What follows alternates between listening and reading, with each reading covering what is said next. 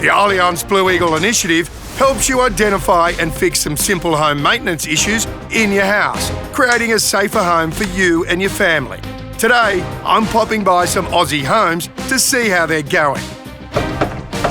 Whip, I'm here today to talk about home maintenance and in particular, fire safety, and I'm hoping that you're prepared. I know it's very important. Are you prepared? No. No. That's all right. That's why I'm here. Very serious subject. Oh. Glasses on, clipboard out. I want to show you a few things. All right. It's all good though, don't worry.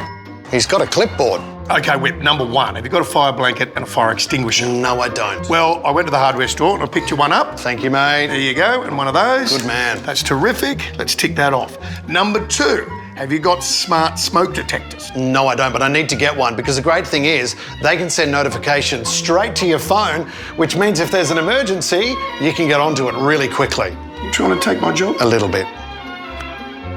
Okay, finally, number three, have you got a working fire alarm? Oh, That's my toaster. oh, at least we know the fire alarm's working. It's important to check them every month.